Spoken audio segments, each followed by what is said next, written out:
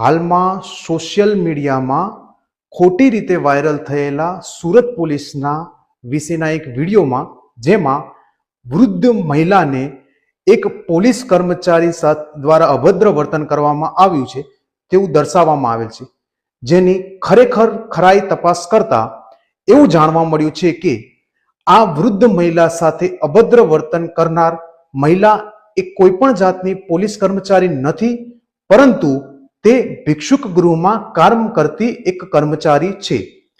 જેથી મારી સુરત શહેર પોલીસ વતી સૌને એક નમ્ર વિનંતી છે કે સોશિયલ મીડિયાના આ ઝડપી યુગમાં એટલા પણ ઝડપી ના બનીએ અને કોઈ પણ માહિતીની ખરાઈ કર્યા વિના કોઈ પણને ફોરવર્ડ ના કરીએ।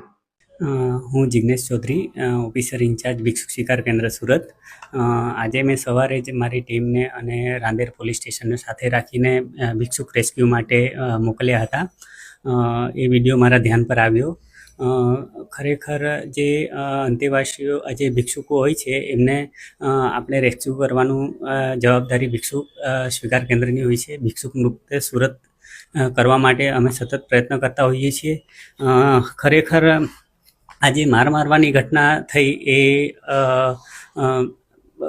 જે મારા સ્ટાફ દ્વારા થઈ છે એ મેં ધ્યાને લીધી છે અને એ કર્મચારીને તાત્કાલિક અસરથી મેં છૂટા કરવાનો નિર્ણય લીધો છે, કારણ કે કોઈ પણ અંતેવાસી પર અત્યાચાર કરીને આપણે એમને રેસ્ક્યુ કરવાના રહેતા નથી, એમને મનાવીને આપણે રેસ્ક્યુ કરવાના થાય છે અને કોર્ટ સમક્ષ રજૂ કરવાના થાય છે।